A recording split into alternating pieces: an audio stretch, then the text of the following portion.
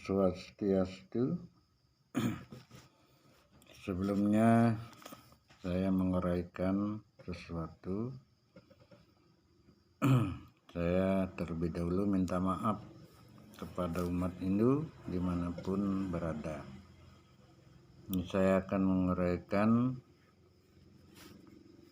sesuai dengan yang saya temukan di buku-buku agama dan di lontar-lontar. Jika nanti dalam saya menguraikan ada yang tidak berkenan kepada bapak-bapak, ibu-ibu umat Hindu dimanapun berada, saya minta maaf. Baiklah, akan saya bahas tentang ketuhanan. Tuhan itu satu, tiada duanya. Ekam ewam adwitiyam Brahman. Satwiprah Bauda Wadanti. Artinya Tuhan hanya satu, hanya orang-orang bijaksana zaman dahulu kala yang memberi nama banyak, yaitu Sang Hyang Widi, Sang Hyang Tunggal, Sang Hyang Kintia, Sang Hyang Wenang, Sang Hyang Titah, Sang Hyang Tuduh, Sang Hyang Paramakawi. Masih banyak juga nama-nama Tuhan yang lain yang ditafsirkan oleh para orang terdahulu. Tuhan itu awalnya adalah Windu. Windu yang artinya kosong. Kosong yang artinya nol, tapi berisi.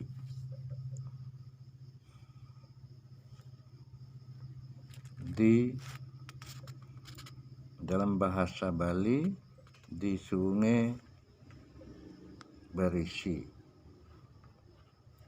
Dikenii coloh sai.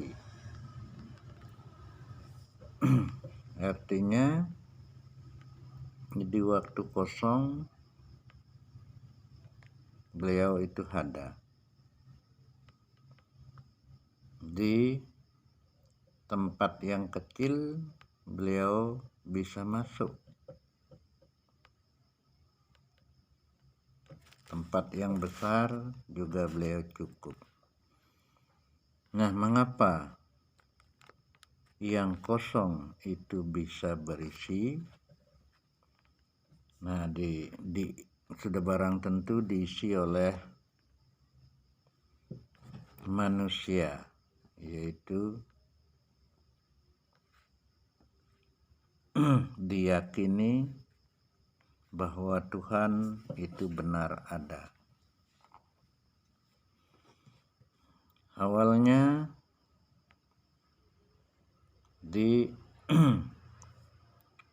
ibaratkan sebagai huruf aume. Aume adalah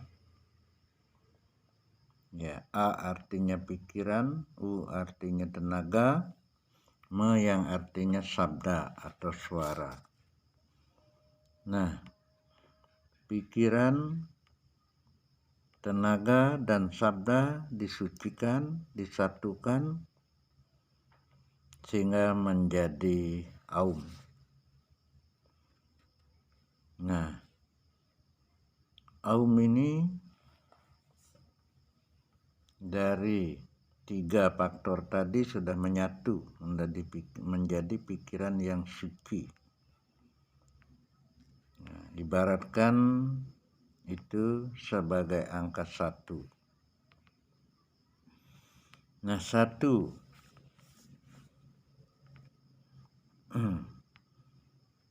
ditemukan dengan 0, berarti itu jumlahnya 10. Jumlah 10 yang artinya sudah segenap penjuru mata angin, dan segenap triloka. Artinya dengan keyakinan yang disatukan, sehingga komunikasi di antara kita manusia dengan Tuhan itu bisa menyatu. Tuhan tiada ubahnya kalau kita umpamakan seperti matahari. Yang di atasnya matahari itu adalah Tuhan. Jadi matahari bersinar, bersifat sinarnya matahari memancar sebelah timur, diberi nama Dewa yang Suara, warnanya putih. Memancar timur yang artinya dalam bahasa kawinnya itu adalah Purwa. Berwarna putih, dewanya Dewa Iswara. Memancar sebelah selatan, warnanya merah, diberi nama Dewa Brahma. Memancar ke barat, warnanya kuning, dewanya Batara Mahadewa. Memancar ke utara, warnanya hitam, dewanya Batara Wisnu. Memancar di setiap penjuru, dewanya Mingsora, Ludra, Sangkara, Sambu, warnanya dadu, jingga, wilis, biru.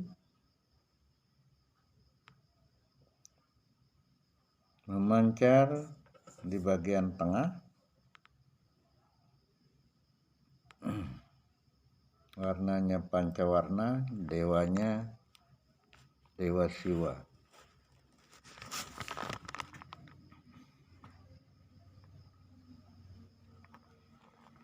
Nah, itulah. Jadi ibaratnya pancaran dari sinar matahari itu yang menjadi dewa. Dewa yang artinya depth, ya sinar Tuhan atau saktinya Tuhan.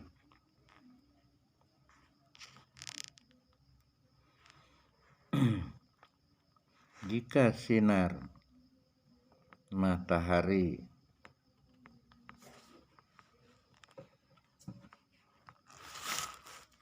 itu sudah disempurnakan dari sekian dari 9 sinar, 9 warna sinar matahari itu kan menjadi satu lagi, disempurnakan. Nah, itu yang termasuk dewa. Jadi dengan kita ibaratkan seperti itu, kita umat Hindu harus meyakini bahwa Tuhan itu ada. Sesuai dengan sabdanya Weda, yaitu Tuhan adalah Brahman. Nah, karena kita sudah meyakini Tuhan, tentunya untuk di dunia kita mempunyai suatu organisasi yang sakral yang diberi nama agama. Nah, seperti kita beragama Hindu harus meyakini satu, kita harus meyakini bahwa kitab suci agama Hindu itu adalah Caturveda dan Bhagavad Gita.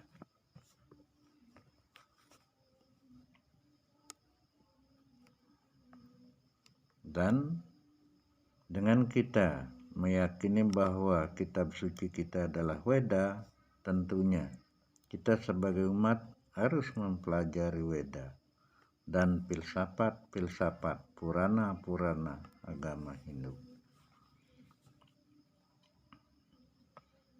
2. Wajib dari yang harus kita laksanakan sebagai umat Hindu, melaksanakan Trisandhya 3 kali dalam satu hari. Nah, Tri yang artinya 3, sandi yang artinya waktu. Jadi 3 kali dalam satu hari kita sembahyang.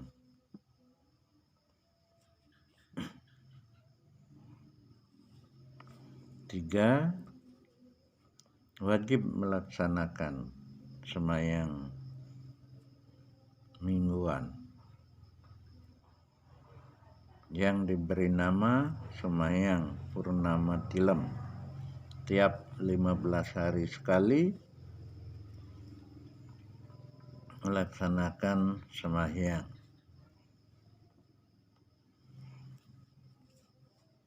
4, wajib melaksanakan pesantian tiap 1 minggu sekali dan belajar Weda. Dan setiap diperlukan oleh umat. 5,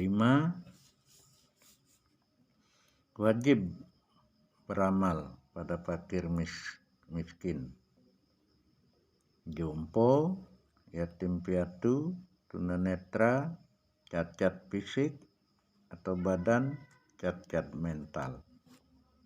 Itu wajib kita laksanakan. 6, beramal pada yang kena musibah. Contohnya banjir, gempa, longsor, tsunami, erosi, dan gunung meletus dan lain-lain. Itu di dalam agama Hindu itu adalah merupakan kewajiban agama Hindu. 7, wajib berdana punya di pura-pura. 8, wajib melaksanakan hari suci.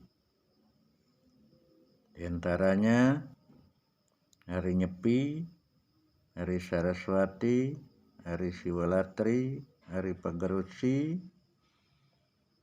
hari Galungan dan Kuningan yang bersifat lokal.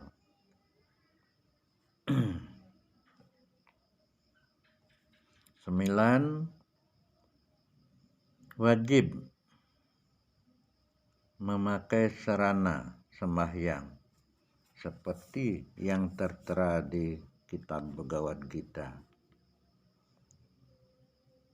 1, Agni, yaitu api. 2, Toyam, yaitu air. 3, Puspam, yaitu kembang atau bunga. 4, Patram, yaitu daun-daunan. 5, Palam, yaitu buah-buahan. 6, Gandam, yaitu harum-haruman.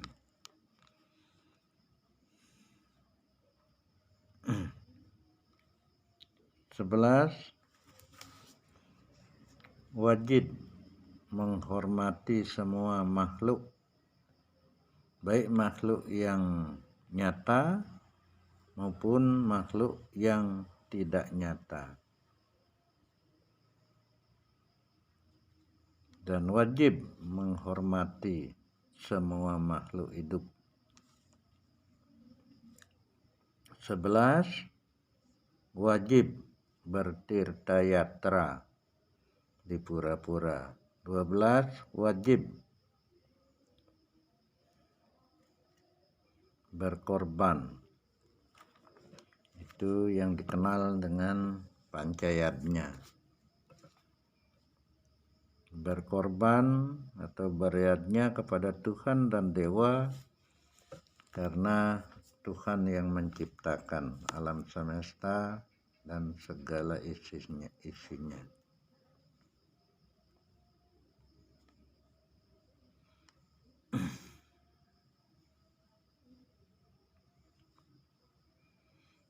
Yang kedua, wajib melaksanakan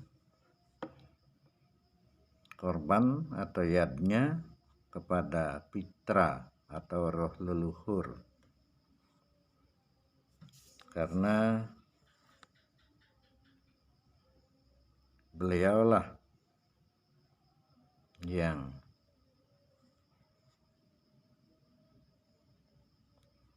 memelihara kita dan kita berutang jasa pada beliau. 4. Wajib berkorban kepada para resi, para selinggih zaman dahulu sampai dengan selinggih yang sekarang. Karena para resilah yang menuntun kita, yang memberikan ilmu pada kita. Yang keempat, wajib berkorban atau beryadnya kepada manusia. Karena kita di antara manusia sama-sama ciptaan Tuhan. Dan manusia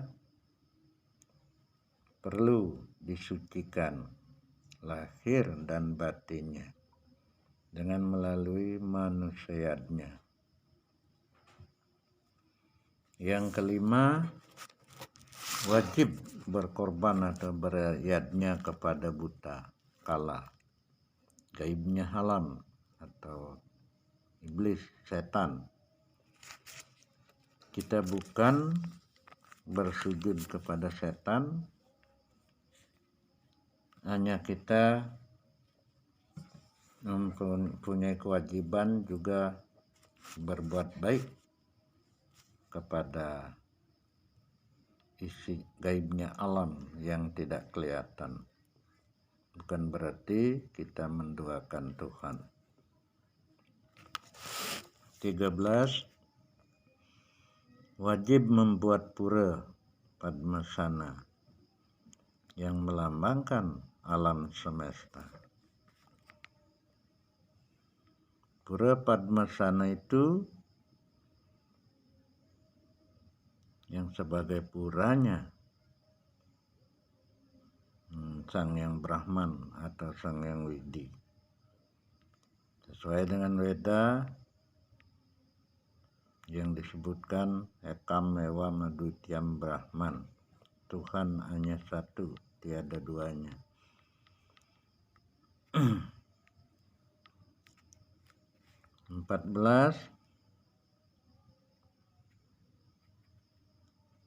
Kalau untuk bangunan di umum, yaitu Padmasananya yang termasuk pelinggih Brahman atau Sang Yang Widi.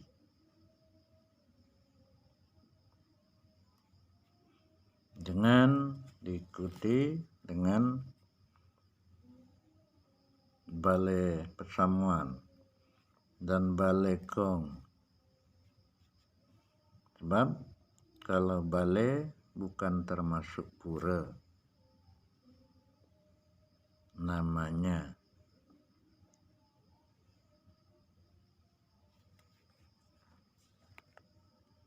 Kalau balai adalah untuk tempat berteduh umat di sana dikala melaksanakan persembahyaan.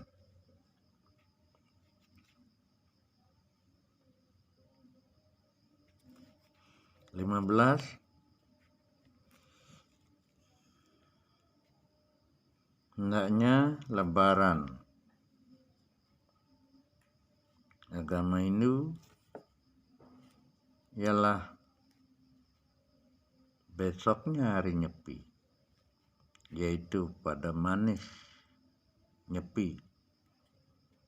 Di waktu buka puasanya itu langsung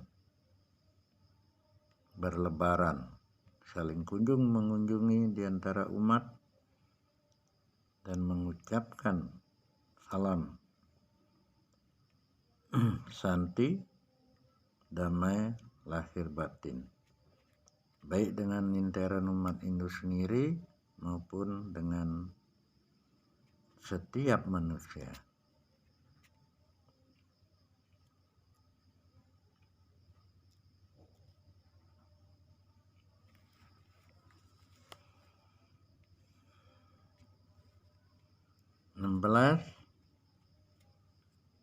Pura di rumah tangga yang termasuk pura Sang Hyang Widi atau Brahman, yaitu Padmasari. Adapun pura-pura lain selain dari Padmasari itu adalah lahir dari Dewa Purana, lahir dari Catursana, itu termasuk lahir dari adat. 17 pura yang ada di umum hendaknya odalannya 1 tahun sekali pada sasih Kedasa, Purnama Kedasa. Jikalau setelah melaksanakan hari Nyepi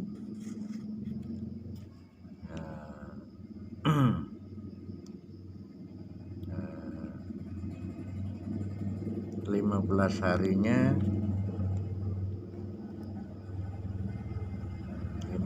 harinya melaksanakan odalan Kedasa.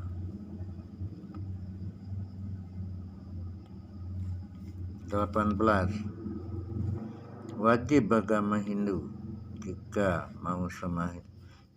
akan sembahyang, semua umat Hindu datang ke pura membawa canang sari dan dupa, langsung berkumpul, langsung sembahyang,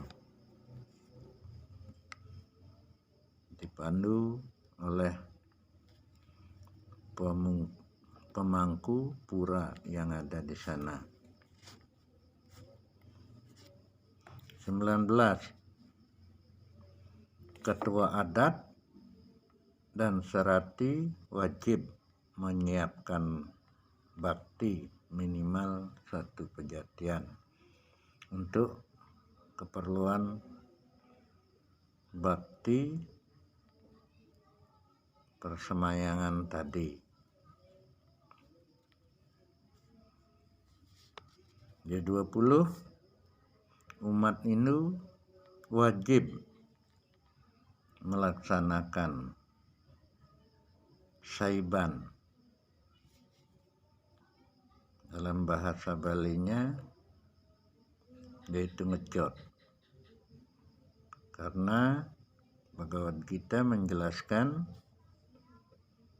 jika kita memakan terlebih dahulu daripada menghaturkan, kita adalah memakan dosa. Jadi wajib melaksanakan Saiban. 21 umat Hindu wajib, agama Hindu wajib melaksanakan Agnihotra, karena Agnihotra itu peninggalan dari zaman para resi kita.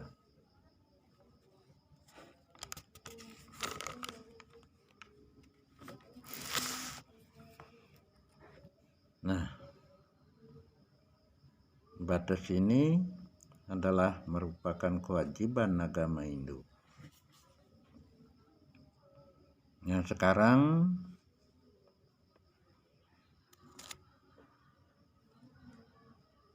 saya akan jelaskan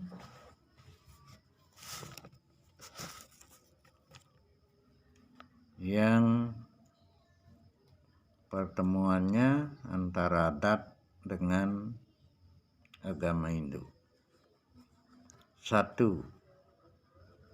Dudonan dan banten-banten seperti Soroan, Suci, Pebangkit, Pulau Gembal, dan sayut-sayut, dan yang lain-lain itu bahan bebantennya karena lahir dari kitab Weda Bhagavad Gita, yaitu Agni, Toyam, Puspam, Patram, Palam, Gandam. Jadi bahan bebantennya itu adalah bernilai agama Hindu. Bentuk bebantennya itu karena yang memberikan bentuk itu adalah inisiatif daripada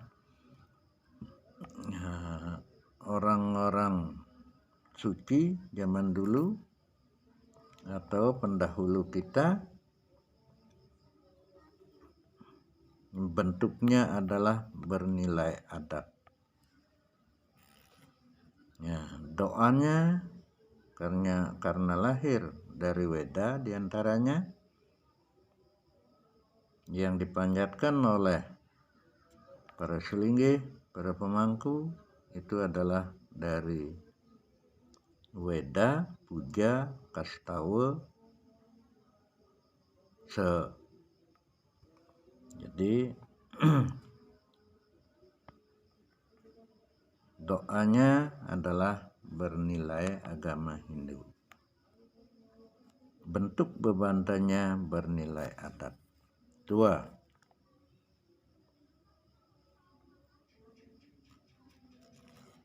Membuat canang rebong, tapakan, daksina pelinggih,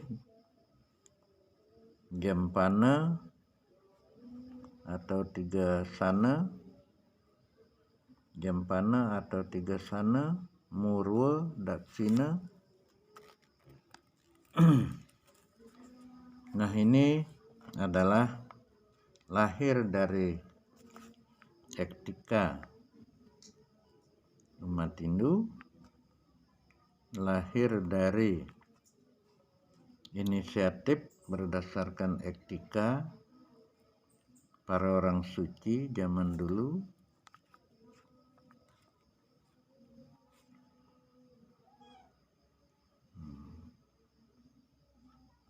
Jadi Murwa Daksina itu juga susila, ya, susila yang baik. Jadi walaupun demikian itu tetap seperti yang saya katakan tadi, bahan canangnya itu adalah bernilai agama, bentuk canangnya adalah bernilai adat, doanya adalah bernilai agama. Nah, begitu juga setelah Nur, Murwa Daksina, Kebegi. Kebegi dengan tujuan datang ke tempat yang kita anggap suci dengan tujuan akan menyucikan Nida Batara. Nah, di sini dalam Weda dijelaskan Tuhan yaitu satu, Maha Tunggal, Maha Kuasa, Maha Sakti, Maha Luhur, Maha Bijaksana, maka Maha Suci, Maha Sempurna, Maha Tahu, maha kasih sayang. Jadi dengan kita meyakini bahwa Tuhan adalah seperti yang saya katakan tadi, sudah barang tentu di sini dari Weda tidak ada perintahnya, karena Tuhan begitulah agungnya kayak tadi. Jadi turunnya Tuhan akan mendatangi hambanya, tidak akan terpengaruh oleh bujukan apapun, baik itu bujukan dari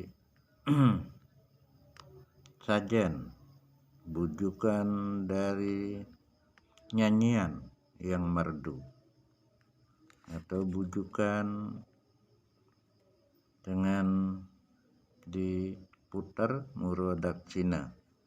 Tuhan karena maha sempurna terlepas dari rayuan-rayuan yang seperti itu. Tetapi karena kita agama Hindu mempunyai etika susila, nah itu lahir dari etika atau susila dari para resi kita, itu yang ditinggalkan kepada kita.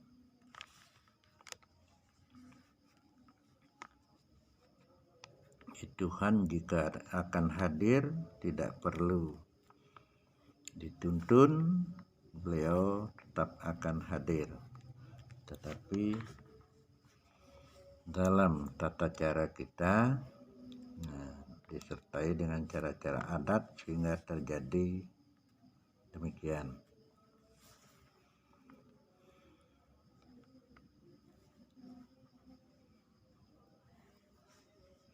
Tiga. Nah, seperti memotong babi di pura, dibuat bayu atau gaya, membuat kawas dibagi masing-masing masyarakat, membuat dibagi masing-masing masyarakat. Nah, itu dalam Weda memang tidak ada, hanya menurut ide Mpu Kuturan di waktu itu, inisiatif ide jadi mempunyai tujuan untuk mempersatukan umat Hindu, terutama yang di Bali, karena di saat itu sektanya agama Hindu itu sangat banyak. Jadi buatlah suatu cara yang seperti itu sehingga dengan berurunan bersama, motong bersama, dan begitu mengolah dagingnya juga bersama, setelah matang dibagi bersama, dan sering ketemu. Nah, jadi dengan tujuan supaya umat Hindu bisa bersatu. Dengan sering diadakan pertemuan di pura umum, pura dalam Pusat Balai Agung, pura di kecamatan, kabupaten, provinsi pusat, pura Dadia. Itu maksudnya supaya umat Hindu bisa bersatu. Begitu juga membuat caru, ayam dikelet,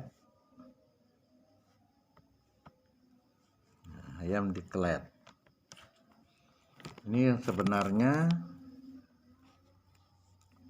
ya, intisari daripada caru itu adalah pertama arak, yang kedua darah, yang ketiga tuak, yang keempat brem, yang kelima air bening. Nah, dari 5 faktor itu oleh pendahulu kita dikembangkan sehingga menjadi Pancasate.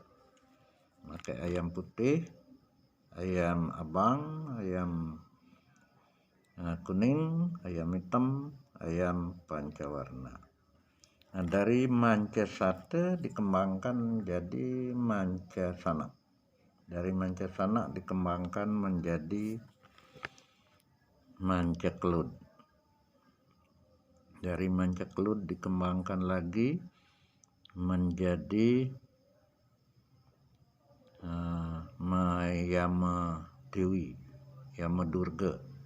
Dari Yama Durga menjadi Durga Dewi.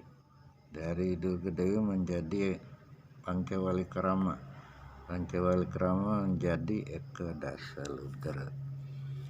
Nah, itu dengan terjadinya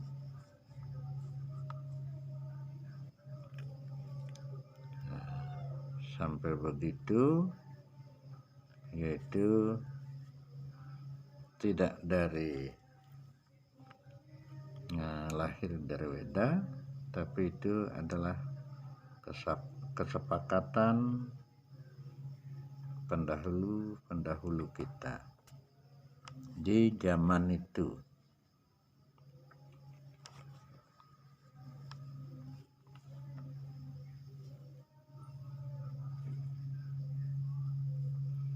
Nah, itu semua sama yang saya katakan tadi. Bahannya mungkin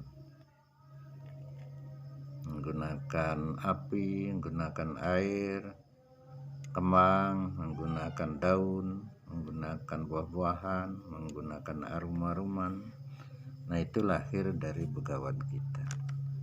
Bahan sesajennya itu adalah bernilai agama Hindu. Bentuk sajennya itu yaitu bernilai adat. Doanya bernilai agama Hindu. 4 juga ada kesenian gong, tabuhan gong. Gong ini di dalam nilai kerohaniannya, gong adalah di dalam bahasa Bali memerlukan suara kekelentingan. Dia memerlukan suara gong yang dari perunggu. Ini yang lahir dari lontar Bali, bukan dari Weda. Dengan demikian, selain dia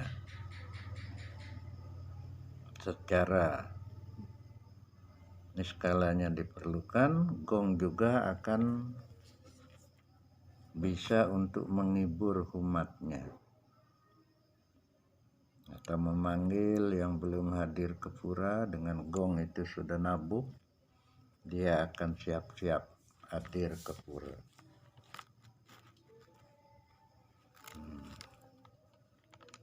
Itu juga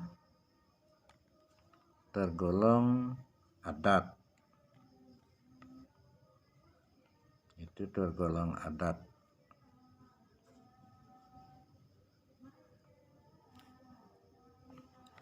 Setelah itu ada juga tari-tarian. Tari-tarian seperti rejang renteng, rejang lilit, rejang sari, baris penet, baris tumak atau sidakarya, tari-tarian yang lainnya yang bersifat sakral, itu adalah tergolong Genarwa Separsa. Jadi memberi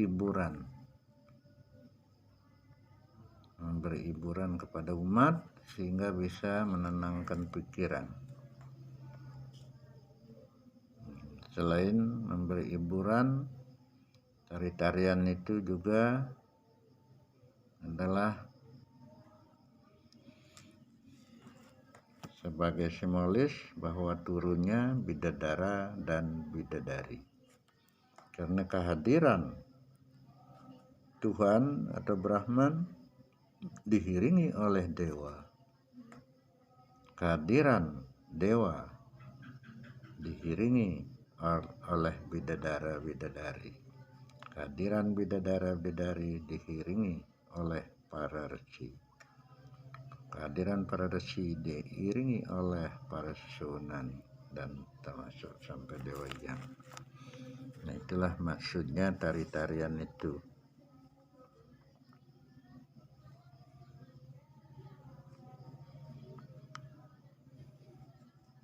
Nah, 5. Nah, seperti Hadapura dalam Pusah Balai Agung desa. Nah, di sini pura dalam Pusah Balai Agung itu adalah lahir dari inisiatif ide Mpu Kuturan. Karena di saat itu ide Mpu Kuturan bermaksud ingin mempersatukan dari sekian banyak aliran sehingga bisa rukun bersatu. Nah, itu ciptakanlah pura dalam Pusah Balai Agung. Nah, pura Balai Agung atau desa yaitu dilinggihi oleh Dewa Brahma. Sedangkan Tuhan di waktu mencipta alam semesta dengan serta isinya itu bernama Dewa Brahma. Di waktu Tuhan memelihara dan menghidupkan alam semesta serta isinya itu diberi nama Dewa Wisnu. Di waktu akan melebur, waktu kiamat nanti diberi nama Dewa Siwa. Nah, di sini secara Weda disebut Brahma, Wisnu, dan Siwa. Tapi secara lontar yang ada di Bali, menurut ajaran lontar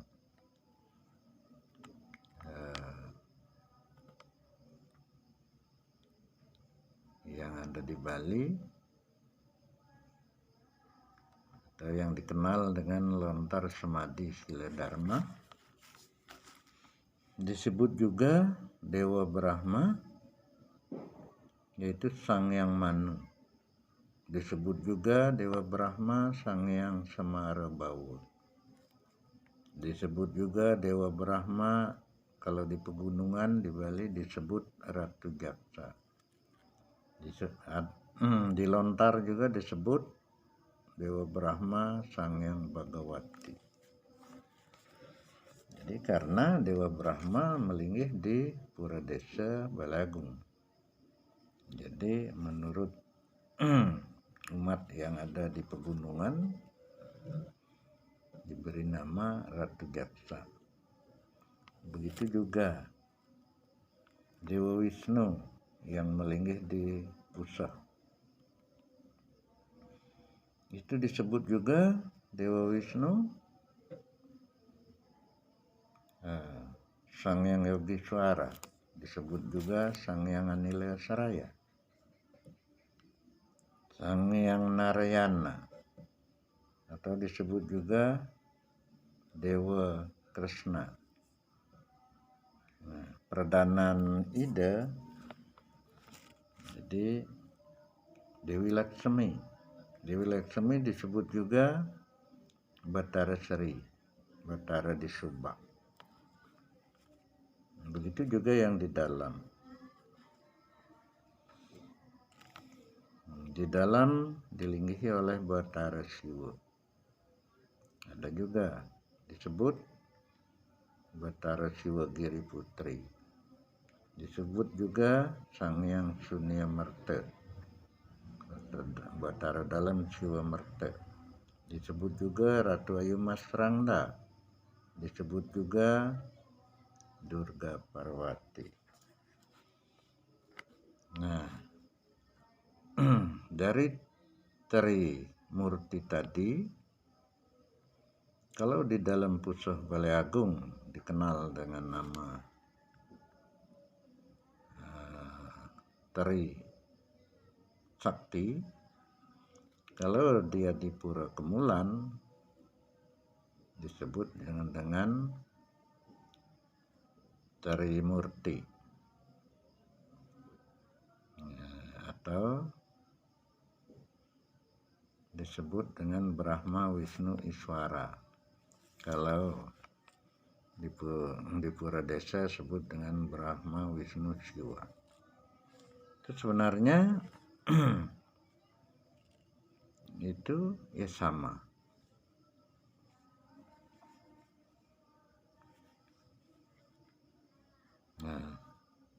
Nah ini pura dalam Pusuh Balai Agung itu sama dengan yang tadi. Puranya mungkin hanya Padmasana yang bernilai agama. Bantannya hanya bahan bantannya itu yang bernilai agama, dan doanya itu dikenal ya, nilainya ya termasuk puradat.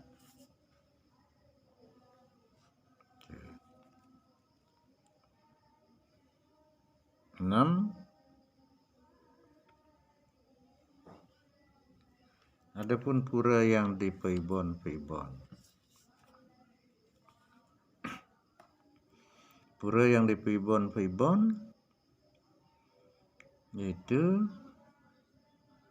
tujuannya sama dengan yang saya katakan tadi. Yang pertama, pura di Peibon adalah tujuan untuk mendoakan para sesunan, para kawitan, kepasakan, dewa yang leluhur, didoakan kepada Tuhan, mohonkan supaya diampuni dosanya dan diberikan tempat yang layak, sehingga bisa menyatu di lingkungan Tuhan, lingkungan Sang Hyang Brahman, minimal dia mendapat tempat di surga.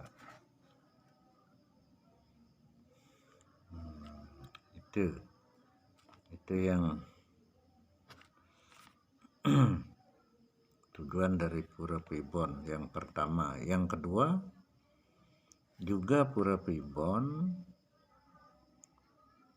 ya untuk mempersatukan umat Hindu. Jadi bersatu di lingkup kecil, yaitu di rumah tangga, bersatu di pedadian, dan saling di antara dadia ini ada yang menikah ke dadia lain. Nah, dia ikut, akhirnya bersatu. Dengan sering dia ngadakan kumpulan, sering ketemu, dia bisa akan lebih akrab. Tapi kenalannya dengan banyak perkumpulan, jadi persatuan itu akan dikelompok-kelompokkan. Itu yang terbanyak mempunyai ide itu adalah setelah penjajahan Belanda. Di politik dari Belanda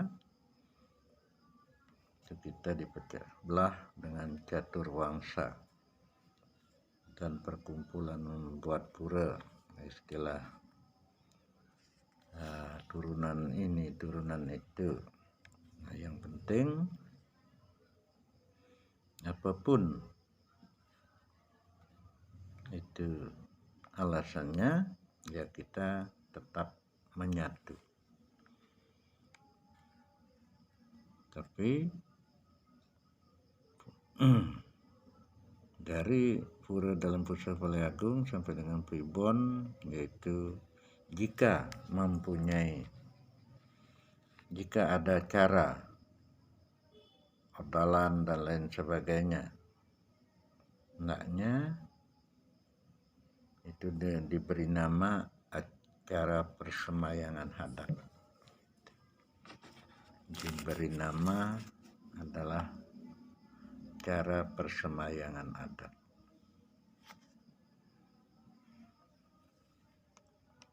Tapi jika pelaksananya berada di luar pula, di atas pura dalam Pusat Balai Agung, umpama pura kecamatan, pura kabupaten, pura provinsi, pura pusat, pura Kayangan Tunggal, pura Penataran, pura Jagatnata, dan pura-pura apapun itu namanya, kalau dia sudah diyakini oleh umat Hindu dan setiap melaksanakan persemayangan, seluruh umat yang ada di sekitar itu atau yang ada di Provinsi Bali, dia hadir. Itu artinya pura umum, pura agama Hindu. Itu jika melaksanakan persemayangan, itu bisa diberi nama persemayangan agama Hindu.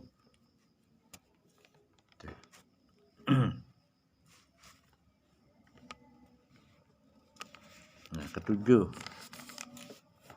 seperti Mecaru Kesanga, Melasti, semua itu ya tergolong nilainya adat. Hanya bahan bantannya nilainya Weda, agama Hindu, doanya nilainya Weda.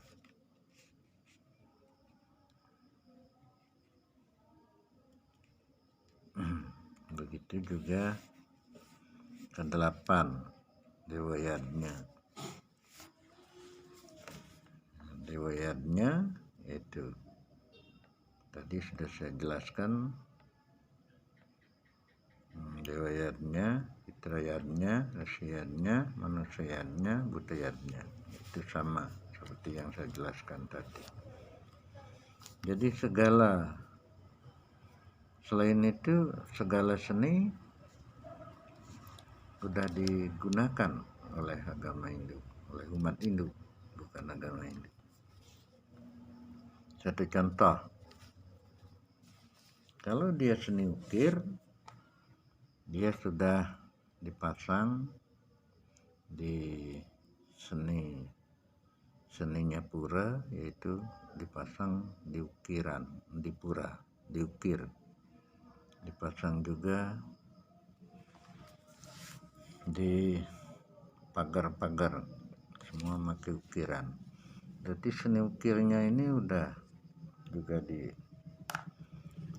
dipakai oleh kita umat Hindu. Seni tabuhnya tadi yang saya katakan gong, itu juga terpakai oleh kita umat Hindu, bukan agama Hindu. Seni ukir, seni suara, itu dipakai oleh kita umat Hindu, di segi mekidungnya, Wargasari, Haji Kembang dan lain sebagainya. Seni lukisnya juga udah terpakai oleh kita umat Hindu. Ya, di dinding-dinding pesamuan, jika membuat gambar para dewa oleh tukang lukis itu, dia buatnya di dinding pesamuan itu. Seni musik juga udah terpakai. Jadi di gong itu musiknya juga ada.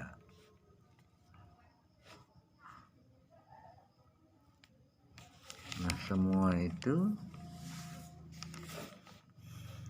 sudah berada di pura-pura. Sudah berada di pura-pura. Ada di pura-pura,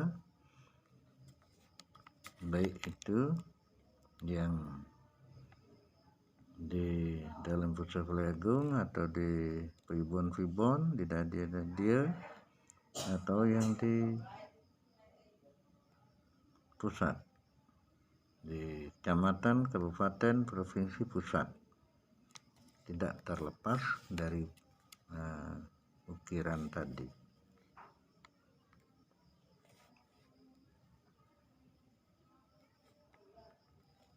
Jadi semuanya terpakai. 10. Nah, sekarang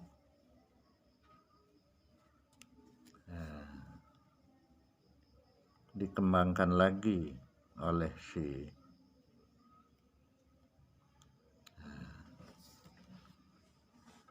profesinya sebagai penjual bebanten.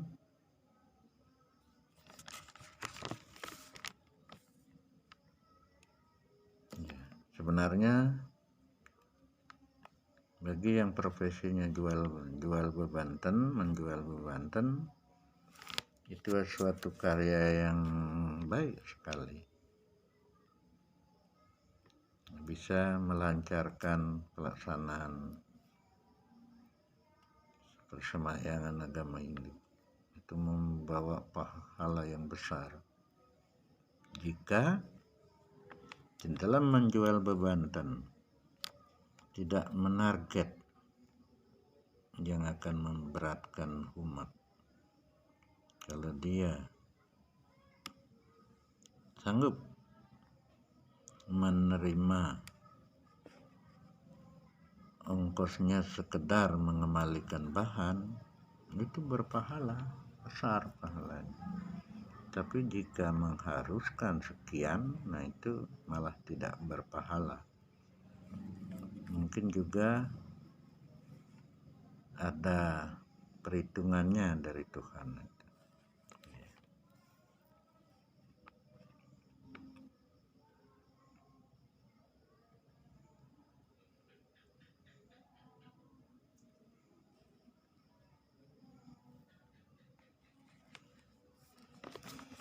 Nah, yang ke-11, segala ide-ide yang timbul dari adat yang mengatasnamakan idenya berdasarkan agama Hindu, padahal agama Hindu sumbernya Caturweda dan Pancamaweda. Ide tersebut tidak ada dari Caturweda dan Bhagavad Gita. Nah, kalau yang menurut perintah Weda, yaitu Caturweda dan Pancamaweda atau Bhagavad Gita. Jadi pelaksanaan agama Hindu yang kita bisa dinilai menurut agama Hindu 100%, itu hanya Weda. Saya kira hanya Weda. Karena umat Hindu sedunia itu yang pertama dia mengakui kitab sucinya adalah Caturweda. Paling itu yang bernilai agama 100%. Kalau agama Hindu setelah berada di daerah-daerah, di negara-negara, ya tergantung. Ya, kalau dia berasal dari Bali, ya adat budayanya ya jelas Bali. Berasal dari Jawa, adat budayanya Jawa. Berasal dari Sunda, adat budayanya Sunda. Berasal dari Papua, adat budayanya Papua, ya menurut kesukuan dia atau daerah dia dari mana gitu. Jadi kita Hindu tidak menghalangi atau menolak sesajen yang lahir dari kearifan lokal. Semua itu bisa dipakai, tapi yang jelas kayak yang saya terangkan tadi, bahannya kalau masuk dalam Bhagavad Gita itu adalah bernilai agama. Doanya ya harus yang pertama dia memakai Weda. Kalau bisa sebanyak-banyaknya. Sebanyak-banyaknya panjatkan Weda. Kalau belum bisa, diawali dengan Weda walaupun sedikit.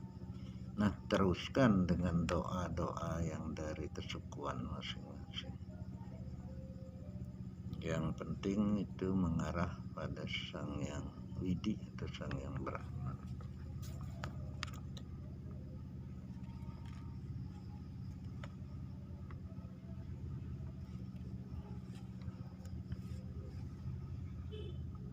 Kalau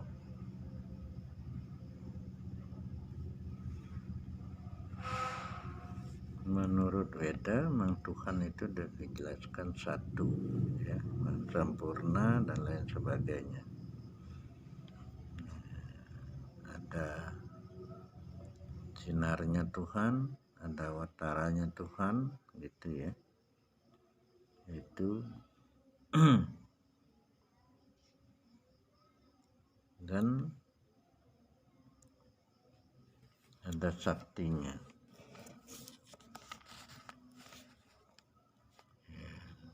Semua dewa itu bekerja atas perintah Brahman dan saktinya Brahman dan awataranya yang sebagai wakil daripada Brahman. Nah, dengan meyakini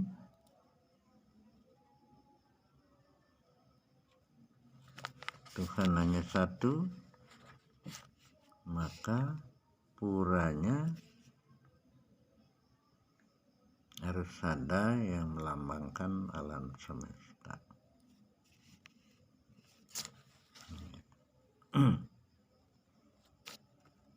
Itu Padmasana atau Padmasari.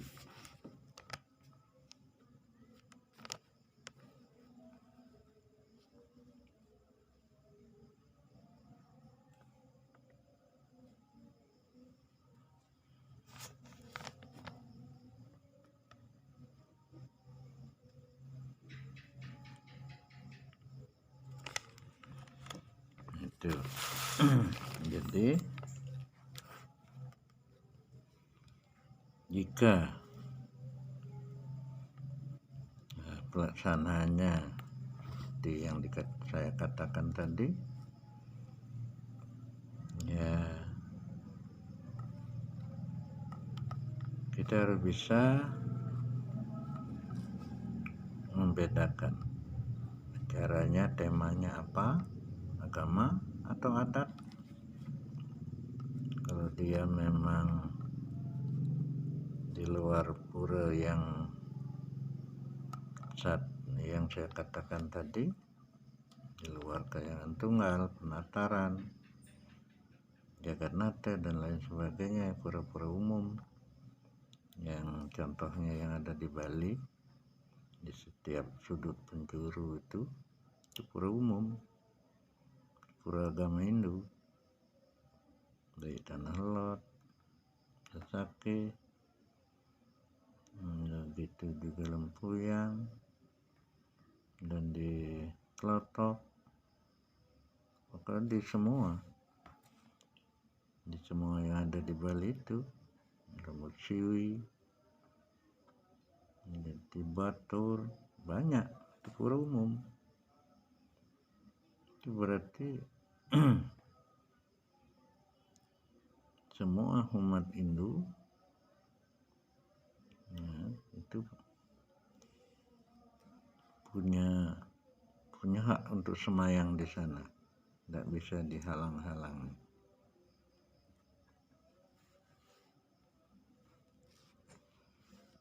Jika pelaksananya di pura-pura tersebut, ya, dalam pelang mereknya itu persemayangan agama Hindu. Kalau dia terjadi di pura desa dalam Persatuan Agung dan lain-lain sebagainya, semayang tetap semayang secara doa Hindu, weda Hindu, tapi mereknya acara persemayangan adat, alamatnya di mana.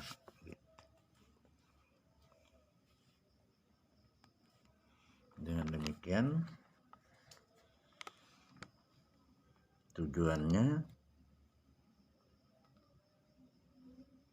jadi kalau dia pertanyaannya mengarah pada agama Hindu, kita carikan jawabannya di Weda, di Purana, di filsafat, di hukum Hindu. Jika selain kita carikan jawabannya di sana, agama juga, semua agama sudah dilindungi oleh pemerintah. Sesuai bunyinya Undang-Undang Dasar 1945 pasal 29, pemerintah negara Republik Indonesia menjamin kebebasan di dalam melaksanakan kewajiban agamanya masing-masing sesuai dengan acara agamanya masing-masing.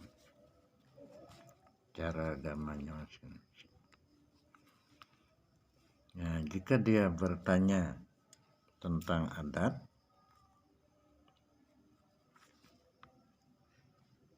kita perlu tanyakan adat mana yang dia tanyakan. Jika adat Bali yang dia tanyakan, tokoh Bali yang menjawab. Jika adat Jawa yang dia tanyakan, tokoh Jawa lah yang menjawab. Jika adat Kalimantan yang dia tanyakan, tokoh Kalimantan lah yang menjawab. Jika adat Sunda yang dia tanyakan, tokoh Sunda yang akan menjawab, tergantung daerahnya masing-masing. Dan adat juga sudah dilindungi oleh pemerintah sesuai dengan Undang-Undang Dasar 1945 bab 2 pasal 18, pemerintah negara Republik Indonesia melindungi kearifan lokal dan adat budaya, tapi bukan menjamin. Lebih tinggi agama. Kalau agama menjamin pemerintah itu kebebasan. Jadi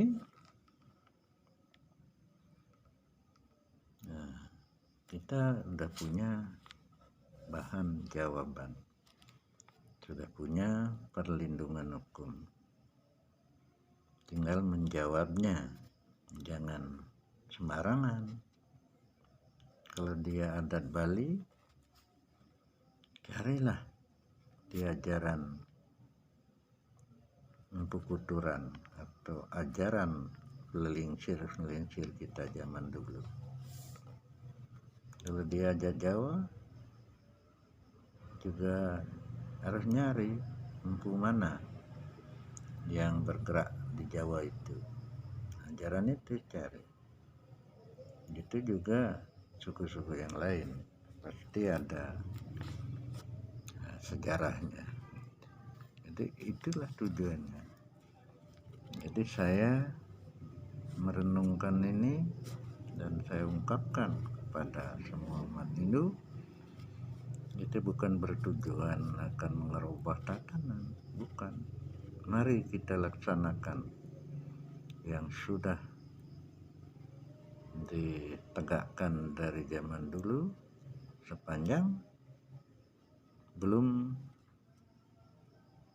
zaman yang menghendaki. Kita laksanakan sesuai dengan kemampuan kita umat Hindu bersama. Itu tujuannya. Nah, kira-kira hanya batas di sini yang saya ungkapkan kepada bapak-bapak, ibu-ibu, adik-adik, saudara-saudara semua umat Hindu dimanapun berada, baik para